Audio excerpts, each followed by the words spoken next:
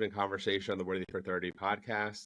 I'm your host, Eric Tash. With me today is someone I met through a very dear friend of mine, Jeff Ragavan, who many of you know, and I want more people to continue to know Jeff Ragavan and the impact he's making on this world. Welcome to the show, Nicole Portwood. Thank you so much, Eric. It's such a pleasure to be here. And yes, thank you, Jeff, for bringing together amazing people. The Digital Fork Dinner, which is a closed-door dinner series that Jeff hosts. And he's not your typical host, where he gets people in a room together. He's really making sure that everyone gets to know each other and becomes not just colleagues and acquaintances or actual friends, where it's, there's that authenticity. I know it's an overused buzzword in the marketing world, but he's really is the salt of the earth. And just really making sure that there's that that authentic, sincere relationship between the people who come to that dinner. So Nicole, you mentioned yes, this was the second dinner that you and I attended, and previously, that first dinner that you and I attended, you were working with Jennifer Lopez. Take us back to that time, and then we'll get into your journey as a marketing leader to where you are today. Sure. So I spent a lot of my career in CPG and the vast majority of it in distilled spirits. I started on the agency side and Brown-Forman, makers of Jack Daniels, and at that time, Finlandia, Appleton, all kinds of different spirits brands. And I fell in love with that business. It was just a ton of fun. And then I went to work for Tito's and then PepsiCo. And then I actually ended up at Live Nation, where I sort of dipped my toes into the world of entertainment. So from there, I went to work for Jennifer Lopez to help her build and launch DeLola, her bottled cocktail brand, which was kind of this fun synergy of industries that I've been with in previous lives and a way to kind of bring all of those experiences together. We worked together in stealth for a little while, kind of building the thing in secret and, sourcing ingredients and doing bottle designs and labels and what the promotional plan was going to be. And then we launched it and it was really successful out of the gate. It was a ton of fun to work on that project and certainly to work that closely with such a huge celebrity and a household name. I stepped away from that business. Gosh, I guess it's been about almost 2 years now. And kind of went into a bit of a redemption arc, you could say, leaving the spirits business and trying to make the world a little bit of a better place through health and wellness. I think sometimes there is a perception that they don't necessarily deserve what they have or the fame that they have, or that they're just kind of riding the fame wave or whatever it is. My experience with Jennifer and with lots of other celebrities that I've had the pleasure to work with over the years is that they work extremely hard, and Jennifer more than most. She is relentless, and I mean that in a really positive way. I think maybe she gets a bad rap because she can be tough, but I never found her to be unkind or unnecessarily harsh or anything like that. She's just demanding. She holds everyone around her to the same standards that she has. And I really respect her for that. She's incredibly, incredibly hardworking, knows what she wants, going to go out there and get it, and wants to surround herself with people who have that same drive and energy. So I really enjoyed it. And I think she's any a of tough those cookie, lessons and that I respect her a that lot. you keep or that you maintain since working with her? Do you keep in touch with her? Like, hey, Jennifer, let me... No, we are not buddies at lessons. I think singularity of vision, that's always it's something I think that I share in common with her, is this idea that if you really believe in something and you have the will and the drive to make it come true, she believed very much in kind of manifesting the things that she believed in into the world. And I've seen that happen many, many times, not just with Jennifer, but throughout my career and throughout my personal life as well, that belief is really, really powerful force, and it can animate huge results if you believe in it profoundly enough, and if you can kind of bring together a coalition of other people who can share that belief and work together toward a common goal. So yeah, I definitely, it was another one of those proof points of sheer will, determination, belief, and surrounding yourself with folks who are like-minded. That is really funny that you actually bring up make that word, things manifesting, come to life in the world. It's pretty powerful. About that with friends. I've been reading about manifesting. How do you Nicole, manifest those aspirations that you want to execute and come to reality? It's really funny because my husband and I talk about this all the time. It's sometimes I think you just have to dream on things, especially if you're not really 100% certain what it is you want, what it is you need to do. This actually kind of found me back when I was working for Tito's. I would have to put together sort of the Tito's version of the annual operating plan. Like, what are we going to do from a marketing perspective for Tito's for the full year? And what I was always hunting for every time we had to put these together was like, what's the overarching theme? What's the big idea that's going to put all of these different pieces together? And every single time I just had to back away from it and let my mind work on these things through my subconscious and let it almost come to me. And then I could bring it into the world and manifest it almost as if, and I know this is very simplified, but I'll use it as an example, almost as if you wait to see it so that you can pluck it and bring it to life in the universe, as opposed to pushing too hard and grinding on something. My experience has definitely been that if you allow things to flow versus really like pushing and twisting, end results end up being tenfold, 100-fold, and certainly much more enjoyable. So that the idea of like understanding what it is you want from a macro perspective, but maybe you don't have exactly all the details, letting those details come to you so that you can be kind of the channel through which those become manifest in the world, as opposed to forcing anything. That's when I certainly see that work Make things much happen. better in So my life if you have an than if I'm aspiration, trying to let's like, say you want to be the make things CEO happen. of a Fortune 100 company, Yeah. right? In terms of, okay, what steps I need to take, Mm-hmm. you have like broad brush Mm-hmm. ideas, and then you let the micro, or like what steps you need to take. Okay. Yeah, but it's not entirely passive. You talk to people, right? That's one of the big things is once you start talking with people about what your dreams and aspirations are, even if they're nebulous or unfocused at the time, you get a lot from those engagements where people can see parts of you that you can't see and help reflect those back to you as an organizing mechanism for how you might achieve the thing that you're looking for. People who care about you will activate their own networks in support of your dreams and aspirations. That actually happened to me when I was seeking board participation. I wanted to join a nonprofit board. This was during COVID, and my ability to actually get out and physically volunteer, which is something that's been part of my life forever, was, as we all know, extremely limited and non-existent, really. And so I really was looking for an opportunity to give back on the board front with nonprofits. And I just started talking about it with anyone I was having a conversation about, typically unrelated subjects. I was like, oh, yeah, by the way, this is something that I'm really interested in, really looking for. Within 3 months, I had 2 nonprofit board opportunities come my way. So there is something very real about putting that energy and intention out into the world. And then, like I said, I've experienced that it does come back to you, but it's not passive. You can't just kind of sit and be like, well, this is a thing I want. I'm just going to sit here and think about it and hope that, the universe delivers it to me. So, if you want to be talk to other CEOs, understand what types of industries are important and exciting for you, and learn about those, make connections in those industries, and then tell people, I want to be a CEO, this is a dream of mine. And see if you can get that to come back to you. Like I said, my experience has been that it does. And typically the things that come back to you are the things that serve you in your life. If it doesn't come back to you and you have to go and really, really reach and drag and force it, Okay. No, likely, well, again, my that's great experience has been perspective. that those It's like have not served we're me the quite as well. podcast. How do I make a bigger impact? And I think instead of saying how do I make a bigger impact, you're going to be like, hey, Eric, like, what do you mean by bigger impact? I think being specific and clear with exactly what sort of impact you want to make, and putting that energy in the world, perhaps over time, that comes back to me and saying, okay, Eric, you were clear and you articulated again what you meant by impact from the show. Here is some nonprofits or people or other resources that you should engage with to help you make that impact.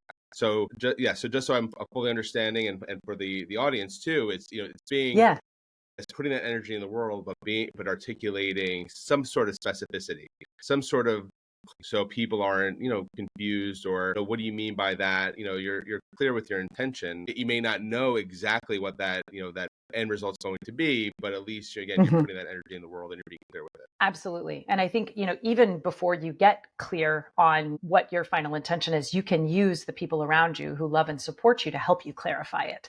If you're like, I want to make an impact, I'm not really sure exactly what that looks like, bounce those ideas around. And like I said, the people who know and love you, they want to be there to help you. But once you get to the point of clarity, then I think people do feel empowered to bring their support to your doorstep. But if they don't know exactly how they can support you, then it becomes much more difficult. And people don't want to waste your time by throwing crazy ideas at you, or if there's no specificity in it, it might make it harder for them to recognize opportunities that would be beneficial for you when they see them very out powerful in the world. And in terms of your career path, I think it's a great segue. You went to college at SMU. You weren't a marketing major or a business major. No. I studied theater and philosophy in college. I have a Bachelor of Fine Arts in theatrical performance, and it was not a conventional path. That's absolutely true. I wanted to be a Broadway actor. I moved to New York to live that dream. I was relatively successful. I was paying the bills, was a member of the union. I was not a star on Broadway, so no, there's no archival footage of me, doing big roles in Cats or anything. But I felt like I had done a pretty good job of getting to where at least the beginnings of what that dream looked like. But I realized pretty quickly that I hated it. I really, really hated it. I had loved the university experience and everything leading up to it because there was sort of a purity and a playfulness to the art, that it was about the art for the art's sake. And it was this kind of boundless creativity that also had a lot of intellectual pursuit as part of it, because, especially in university, you're studying styles, you're studying history and dramaturgy and all this other stuff. And when I got into the world of paid theater, the commerce of it really sort of destroyed the joy for me, unfortunately. And I found that pursuing that art for a living didn't feel good. It didn't feed me the same way that pursuing it as something that was strictly for the passion did. And the kind of decisions that you have to make when you're having to put food on your table, at least early in a career like that, you're not necessarily, oh, I'm so moved by this piece of theater, I'm going to give everything. I have to. It's like, oh, well, okay, I got to do that because that's going to, let me pay my rent next month. And I missed the intellectual side of it. I really did. It was not as fulfilling as I wanted it to be. So I took a step away from that and kind of found marketing by accident. I ended up working for a headhunter as project manager, helping her find designers and creators for big brands like Luxottica and Ralph Lauren and Starwood Hotels. And it was the first time that I saw that it was possible to blend creativity and business. I don't know if we're near the same age, but when I was coming up, there was no career counseling. There was no here's all the wild different things you can do in this world. It was where I grew up. It was like, well, you can be a plumber, a construction worker, a business person, which typically meant like a numbers business person, a teacher, right? A bus driver. These are the things that you can be. And it never occurred to me, maybe I was just naive. It never occurred to me that you could blend creativity and business. And once I was exposed to that as a potential career path, I was lit up like a light bulb. And I was like, this is it. This is what I want to do. But I found that when maybe not unfortunately, but when I kind of entered that world, I was really shocked at how people behaved. It was almost like they put on this business skin when they walked into the office and were behaving like business robots. And it didn't feel human to me, which is, obviously that's in stark contrast to being in an artistic community where everyone is like perhaps too vulnerable with the way they show up every day. And so I had a lot of clarity around that, even as a young woman, where I was like, if I'm going to do this, I'm going to have to do it in a way that is authentic to who I am and the way I approach my work and the way I approach my relationships with other people. And I'm just going to be sort of ruthlessly human about this. And let's see what happens. And if it doesn't work out, well, then there we go. This is not a thing for me. But if it does, then maybe I can find a home here. And I'm deeply grateful that not only did it work, I've been able to deliver some amazing stuff over the course of my career. Having that sort of humanity or infusing that humanity. And you said, what was that phrase, which should be coined? Ruthlessly human. Yeah, ruthlessly human. It's like, oh my goodness. Ruthlessly human? Is that what I said? People look at you with like 10 different heads. Like, what do you mean ruthlessly human? Yeah. There's a kindness in that, but there's also, I think you draw a line in the sand and say, well, I'm not going to do that. I won't behave in that false way. I won't put up that pretense. I refuse. And if that's going to be a problem, then I will see myself out. And just sticking to my guns on that. And it has served me well. It really has. Like I said, I've done some really awesome stuff that I'm really, really proud of in my career. But I think more than anything, I feel like I've touched people's lives, not just, consumers on the receiving end of marketing programs, but the people I've worked with and the people I've had the opportunity to train and mentor. When you say impact that's influence been the greatest pleasure of my whole career. Trained. Are you able to give examples, like without, not going to ask you to name names, but just would love to hear some of those anecdotes of some of that impact that you've had. Yeah. Yeah. I mean, Tito's was a great example. When I got there, I was sort of a marketing department of one and had the opportunity to build the whole team and the whole practice within the company. And as part of that, it was everything from, hiring practices to processes to how we evaluate performance, all of that. And I went in with this kind of expansive idea about what the generative creative capacity of an individual could deliver for a business. So that meant hiring people who weren't from the spirits industry, who could think way outside of all of those boxes and bring novel solutions to the problems that we were going to face as an independent company in a fiercely competitive industry at a really interesting time in our country's history, right after the big recession of 2008. It meant that I could be open to every single wild idea. And here's a Right. specific one: Yeah. vodka for dog people, which was like, what? You're going to do what? But it grew from an authentic thing that we had done as a business. And there was a woman on the team who'd been with Tito actually for, I don't already 5 years or maybe longer by the time I got there, just kind of helping him with so many things. And she was a dog lover and an animal welfare volunteer and activist in her own time. This was an idea that she had. And instead of being like, what? No, that doesn't make any sense. There's no legs for no, it was like, yeah, let's do this. This is an amazing idea. There's a champion for it in this person who has a unique gift for living in that world and bringing it to life. Let's see what we can do. And it ended up becoming this like massive platform for the brand that was highly differentiated, often copied and tried to repeat the success of it, but it created a sense of community and a connection with a huge swath of our fans who had yet another reason to love the brand. And it came out of an openness to ideas from incredible, talented, unique people that didn't fit into any box, And they agree. And but yeah, they and I just think had it's like heart when it for comes it. down to They, marketing, there's like an art and had great things to science. offer. So the art is, let's push those ideas and then validate Yeah. them. I imagine there was some sort of validation, like, okay, is this really, yeah. But at the same time, I think sometimes marketers get into this mode of, Yeah. okay, our consumer won't go for Yeah. it. Well, at least vet the idea, test it, of course, and then make that determination whether it's going to apply. It's one of the things that I've found probably the most frustrating in the course of my career is that oftentimes marketers are asked to prove that an idea is going to work before they do it.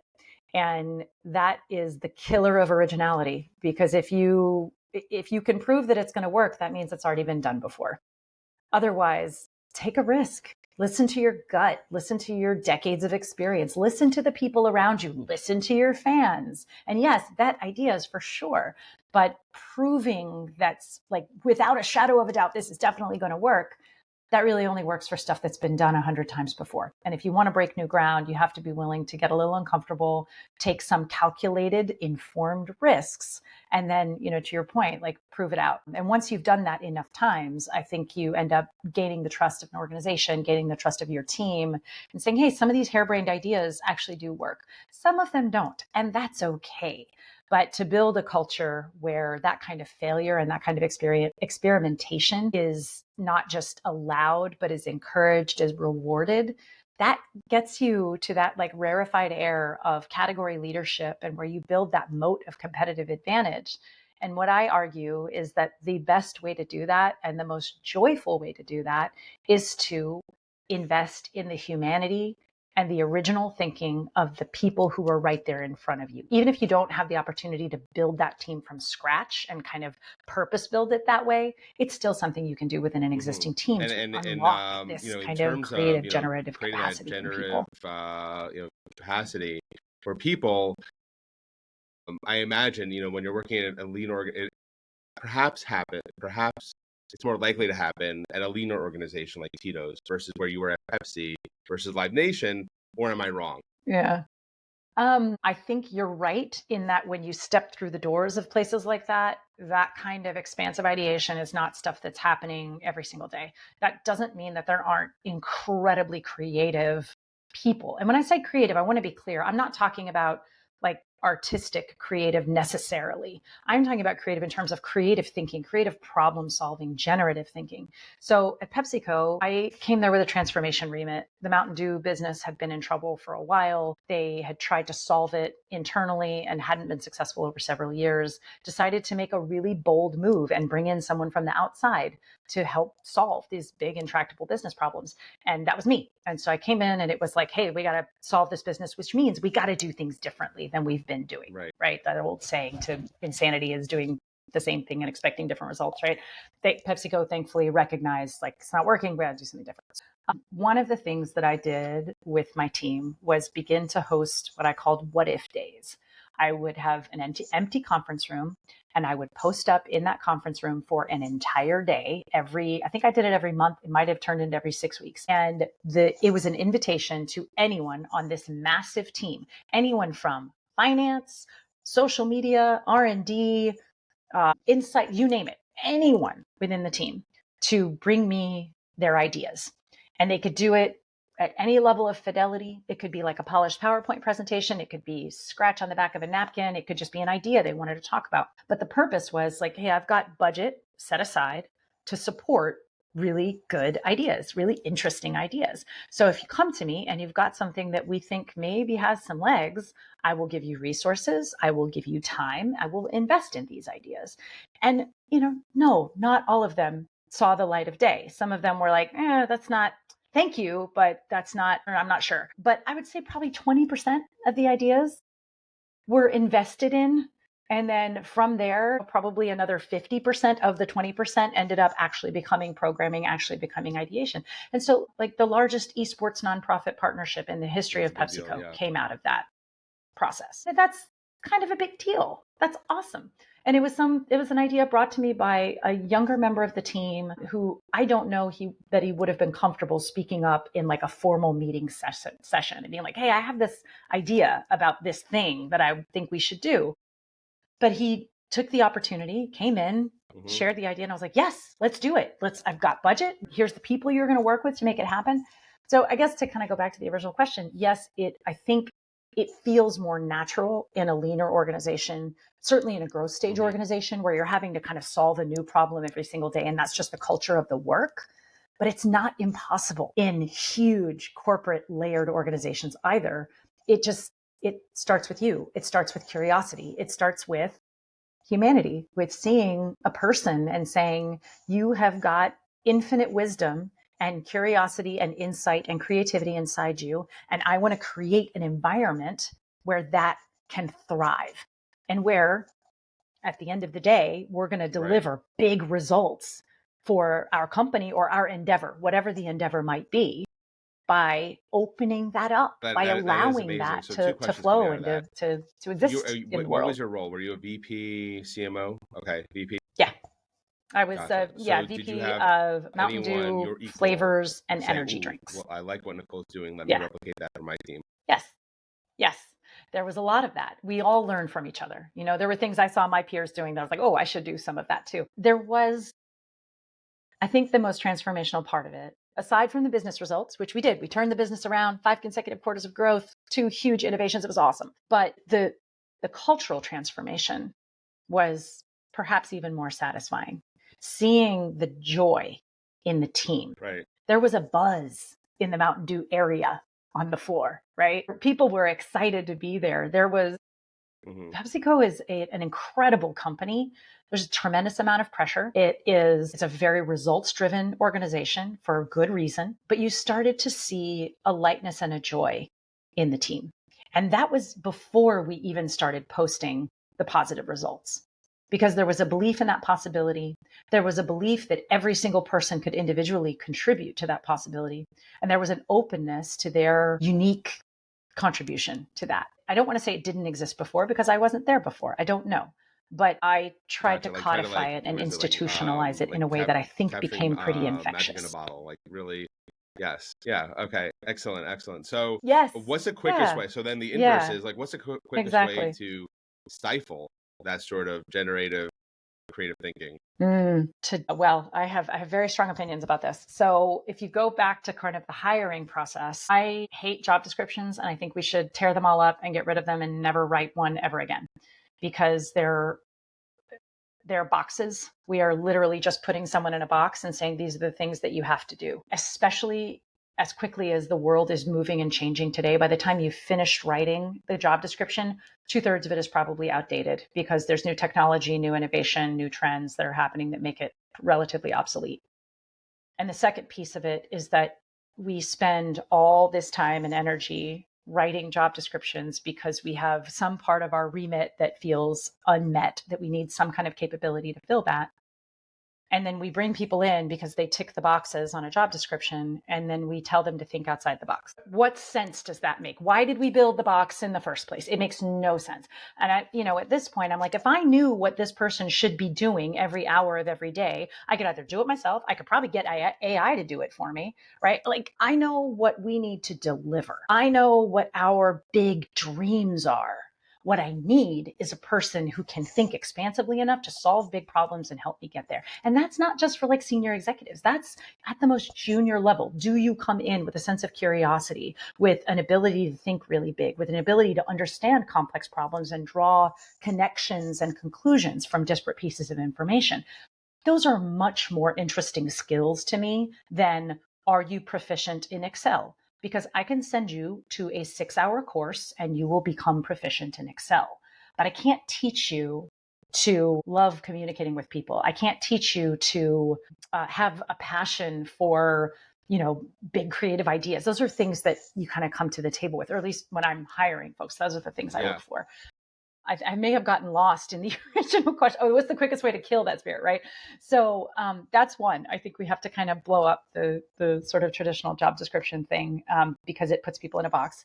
The second is to have, as a leader, to have a stranglehold on everything that's happening. Meaning you are prescriptive in what people are doing with their time every single day. You're telling them what to do as opposed to telling them what you need them to deliver, right? Like if we're at point A, we got to get to point Z, right? It's over here. I may be the boss, right? But I may not know the best way to get from A to Z. Or I may have a way, but it might not be the best one. Maybe somebody else has a more interesting, better way to do that, or they're going to find additional points of value on the path. I just have to let them do that. I have to let them explore that. I have to let them fail at it and fall down sometimes and then pick them up and help them get back on the path and deliver. So it's not a culture devoid of accountability. Most certainly it is not.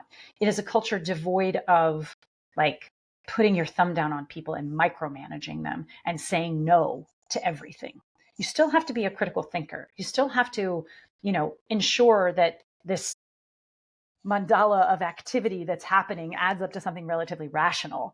But you have to let people explore as a part of that. And if you just constantly say no, if you just constantly try to rein everybody in and be like, nope, you got to do it this way, you got to do it my way, got to do it my way, you'll never have anything new or interesting come out of it. on the what, what needs to be delivered, and let that person figure out how to get from, again, A to Z to deliver what needs to be done.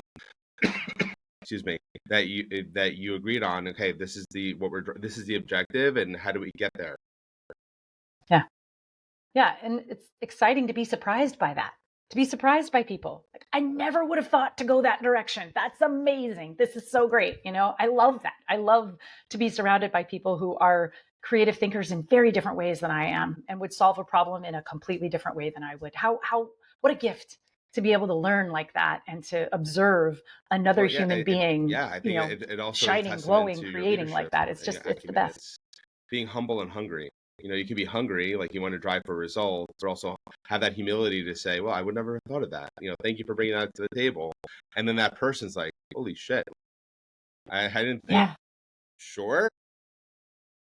I didn't think it was that that big of X, Y, or Z, but I appreciate the accolade. I appreciate the positive feedback, which again, another great transition. As we round out our conversation, you're becoming an author, right? You're putting a lot of these lessons that you've accumulated over time into written word. Tell us about that book. I know you and I discussed it's Yeah. about, bringing love and humanity back to the workplace, but expound on that. Yep. Yeah, so it's a terrifying process because you have all these ideas in your head, and then to kind of take them and put them down in the written word, which is something that's sort of, indelible and lasts forever, is it's terrifying, but it's also amazing. And it's forced me to really, really think through these principles that I've lived by all these years and put them together so that I can hopefully teach them and share them with other people. And it starts with love, and it starts with humanity, and it starts with that openness.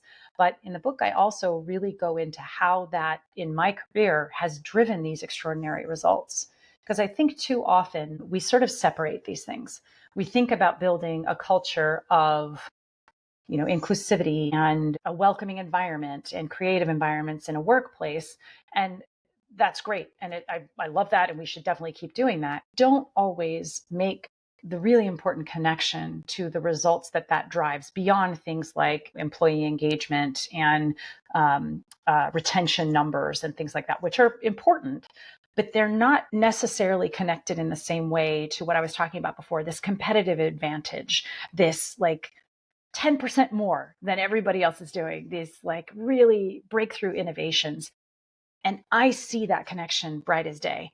So in the book, I try to actually make it actionable and provide an outline for how you can build this kind of culture in your own workplace, whether you are at the C level and you're managing a team of hundreds, or you're just starting out in your career and you want to build it in a way that feels joyful and abundant versus like tight and wound up. There's some practical guidance in there. And then, the final piece of it, which I think is maybe not overlooked, but is as important to me, is that it's given me a lot of joy.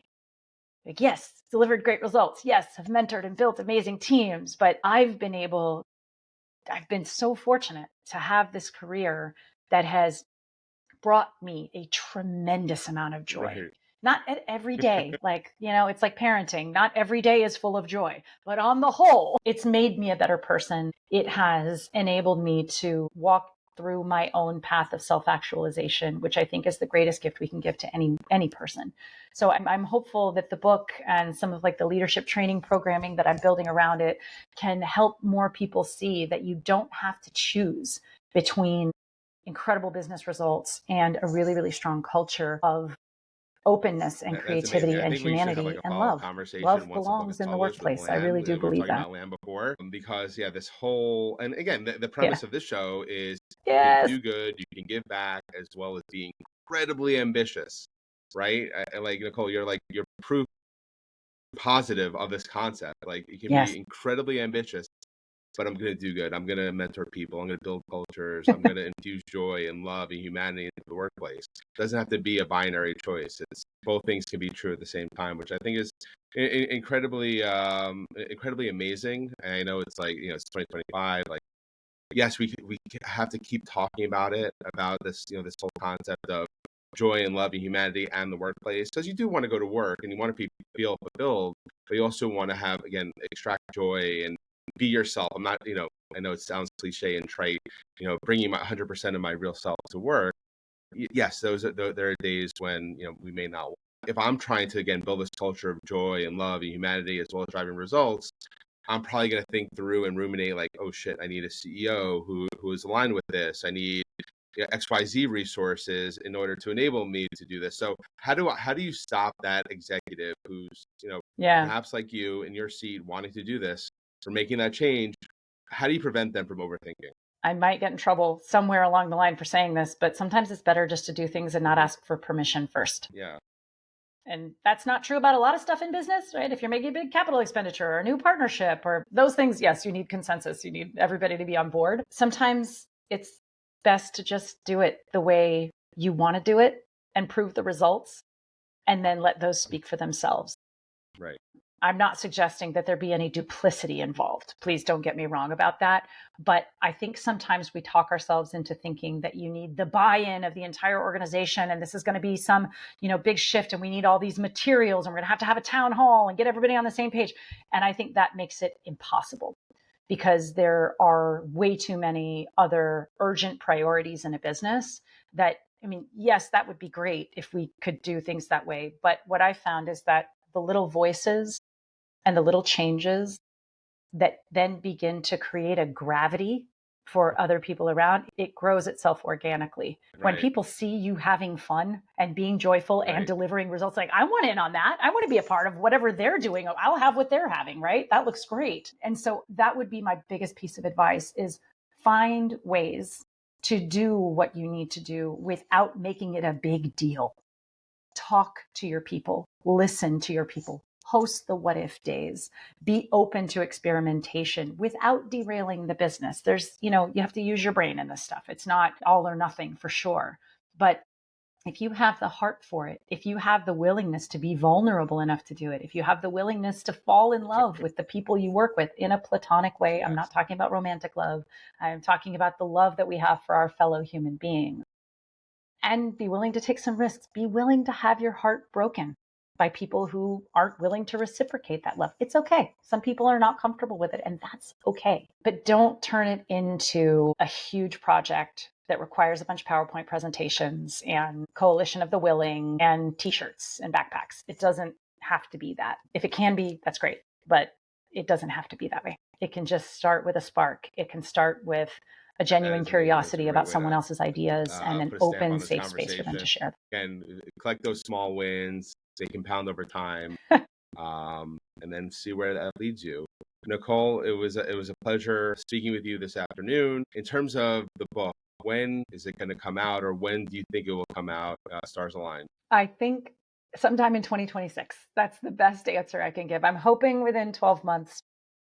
Publishing timelines are very, very long, as I am learning. But I've got a bunch of awesome people who are supporting me, cheering me on. There is resources, that amazing community who believes in the work the same way I do. So I'm hoping, and I'll come back. I will share the title. I will excellent. And give it away. I'll do whatever I can because I want to share this with as many people as I can. For folks who have questions who want to talk to Nicole, where can they reach you? I'm on LinkedIn, Nicole Portwood. You can always reach me there, and you can email me at nicole.portwood@gmail.com. Open door. This is like a Happy to talk about any of this stuff. On the email. How can this community help you as you're on your journey writing this book? Oh my goodness. I would love, as I'm putting together the leadership training materials, I would love to bounce those ideas off of people and get those reactions from people who, are within organizations, who have been through leadership training, who might be thinking about doing it in their organizations. That's maybe even scarier than writing this stuff down, because you have to kind of own that I think I have something to share. I think I have something worthwhile to teach, and you need that feedback to make sure you're not, doing it wrong or kidding yourself about it. So far, the feedback's been awesome. But yeah, I always love to hear honest feedback and constructive criticism to anything I'm building. So as it all comes together, I'd love to have like roundtable discussions and share modules and get people to let me know. And then when the book comes out, I'd love it if you would buy a copy. That would be wonderful. Once it comes out, and I have a couple people that I'm already thinking about that could provide feedback to you on your leadership training and modules. So I'll follow up. But once this episode goes out, we'll definitely make sure it's very conspicuous, who you're looking to talk to and speak with as you're on this journey. Nicole, it's been a pleasure. Really enjoyed our conversation. A lot of great insight. And I'm going to figure out, how do I institute what if days at my day job? I think yes, excellent. Wonderful. Let me know how it goes. I would love to hear that. That's great. Well, thank you, Eric. I really appreciate the time. It's been so wonderful talking with you.